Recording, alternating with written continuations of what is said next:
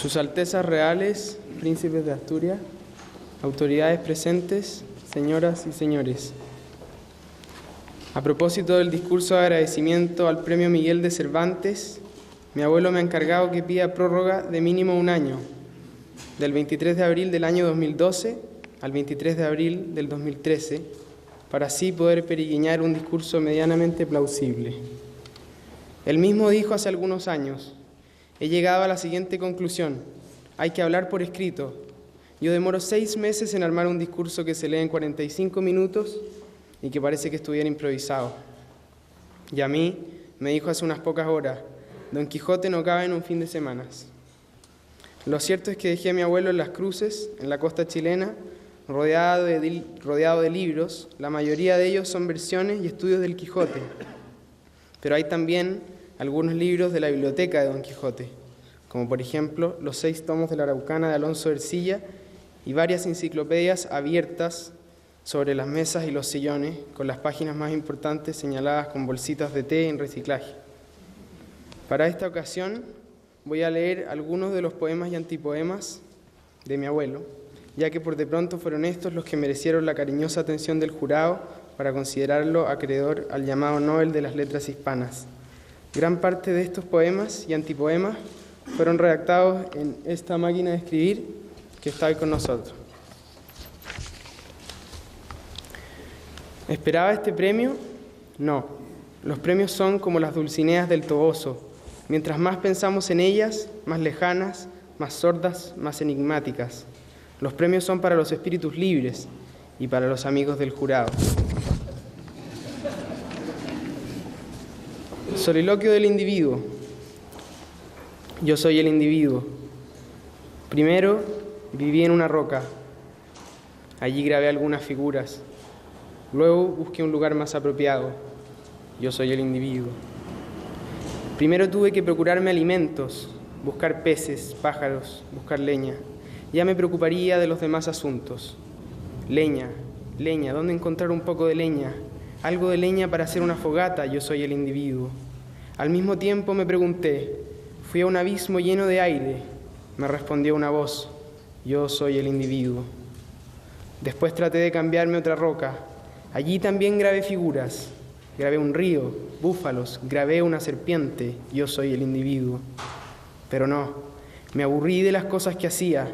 El fuego me molestaba, quería ver más. Yo soy el individuo. Bajé a un valle regado por un río. Allí encontré lo que necesitaba. Encontré un pueblo salvaje, una tribu. Yo soy el individuo. Vi que allí se hacían algunas cosas. Figuras grababan en las rocas. Hacían fuego. También hacían fuego. Yo soy el individuo. Me preguntaron que de dónde venía.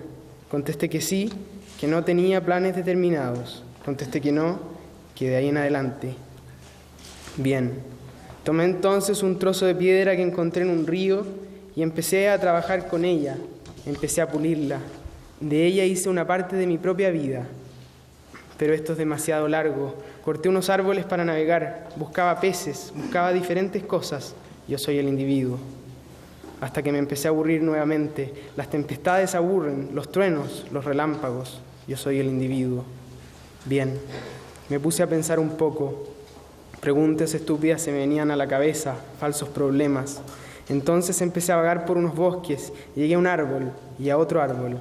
Llegué a una fuente, a una fosa en que se veían algunas ratas. Aquí vengo yo, dije entonces. ¿Habéis visto por aquí una tribu, un pueblo salvaje que hace fuego? De este modo me desplacé hacia el oeste, acompañado por otros seres, o más bien solo. Para ver hay que creer, me decían. Yo soy el individuo.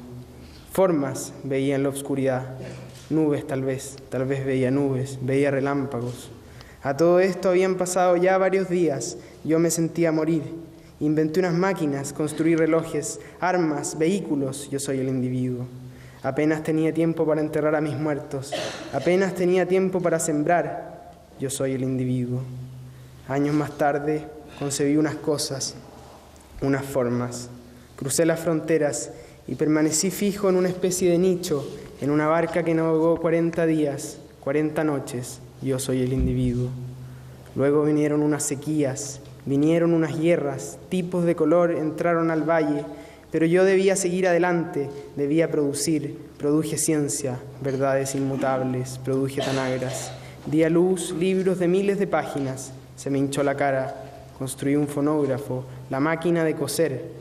Empezaron a aparecer los primeros automóviles, yo soy el individuo.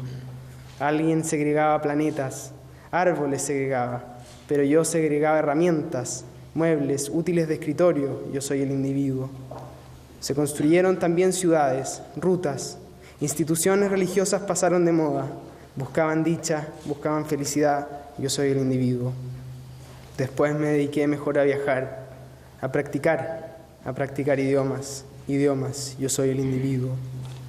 Miré por una cerradura, sí, miré. ¿Qué digo? Miré. Para salir de la duda miré, detrás de unas cortinas, yo soy el individuo. Bien, mejor es tal vez que vuelva a ese valle, a esa roca que me sirvió de hogar, y empiece a grabar de nuevo, de atrás para adelante, grabar. El mundo al revés, pero no, la vida no tiene sentido. La seriedad con el ceño fruncido, se lee en uno de los antipoemas, es una seriedad de solterona. La seriedad con el ceño fruncido es una seriedad de juez de letras. La seriedad con el ceño fruncido es una seriedad de cura párroco. La verdadera seriedad es otra, la seriedad de Kafka, la seriedad de Carlitos Chaplin, la seriedad de Chekhov, la seriedad del autor del Quijote, la seriedad del hombre de gafas. Érase un hombre a una nariz pegado, érase una nariz superlativa. Yo sostengo y defiendo la seriedad del cuerpo de bomberos, la seriedad de la Iglesia Católica, la seriedad de las Fuerzas Armadas, la seriedad de la bomba de hidrógeno, la seriedad del presidente Kennedy. La seriedad de Frack es una seriedad de panteonero. La verdadera seriedad es cómica. Somos 2 estudiantes de pedagogía. Al profesor no se le entiende nada. Sáquenos de la duda, don Nicanor. ¿En qué se distingue la prosa del verso? ¿Diferencia? Ninguna. Es cuestión de costumbre solamente. Los poetas escriben para abajo, los prosistas escriben para el lado. En un lugar de la Mancha, octosílabo, de cuyo nombre no quiero acordarme, en decasílabo. El Quijote de Parra. En un lugar de la Mancha denominado Villanueva de los Infantes, más o menos 300 kilómetros al sureste de Madrid, hoy por hoy una aldea de más o menos 7.000 habitantes. Vivió no ha mucho tiempo un hidalgo de esos de lanza en astillero, adarga antigua, rocín flaco y galgo corredor, etcétera, etcétera. De lo que se concluye que los Quijotes son 2, no son 2, como suele decirse por ahí, sino 3, para no decir nada del Quijote de Borges. Primero, qué duda cabe, el Quijote del Manco de Lepanto, que en paz descanse. Segundo, el Quijote del Cojo Avellaneda, que en paz descanse también. Y tercero, el Quijote de Parra, que es el Quijote propiamente tal, en opinión de tirios y troyanos. Nota al pie: Francisco Parra Luna, capitán del equipo de arqueólogos que descifró el enigma cervantino. Existe y se llama William Shakespeare, Marlowe o Bacon o Perico de los Palotes. Hay 40 maneras distintas de pronunciar esta palabra sagrada. Lo mismo que pasa con la palabra Cervantes. El propio Don Miguel se firmó muchas veces con Z y con B larga. Ya lo dijo mi tía: Shakespeare, el Cervantes inglés; Cervantes, el Shakespeare español. El mismo hombre con distintos nombres. Si no existiera habría que inventarlo. Para empezar, ambos murieron el mismo día. Nota al pie: un 23 de abril como este, si pasamos por alto la teoría de los calendarios. ¿En qué quedamos entonces, amigos Cervantes? ¿Hay o no hay caballeros andantes? La neurosis no es una enfermedad, es una concentración de energía psíquica que debemos saber aprovechar. Un neurótico bien administrado rinde el doble o el triple que un sujeto normal.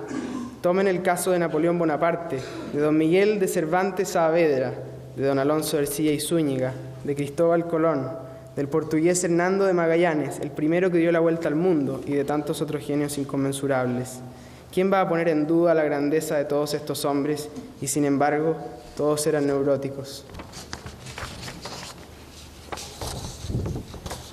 El hombre imaginario.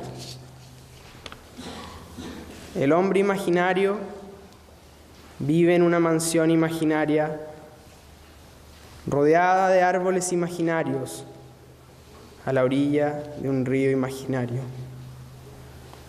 De los muros que son imaginarios penden antiguos cuadros imaginarios, irreparables grietas imaginarias que representan hechos imaginarios ocurridos en mundos imaginarios, en lugares y tiempos imaginarios. Todas las tardes, tardes imaginarias, sube las escaleras imaginarias y se asoma al balcón imaginario, a mirar el paisaje imaginario que consiste en un valle imaginario circundado de cerros imaginarios. Sombras imaginarias vienen por el camino imaginario, entonando canciones imaginarias a la muerte del sol imaginario. Y en las noches de luna imaginaria, sueña con la mujer imaginaria que le brindó su amor imaginario. Vuelve a sentir ese mismo dolor, ese mismo placer imaginario, y vuelve a palpitar el corazón del hombre imaginario. En estos momentos y a la distancia, mi abuelo se formula la siguiente pregunta: ¿se considera usted acreedor al premio Cervantes? Claro que sí. ¿Por qué? Por un libro que estoy por escribir. Muchas gracias.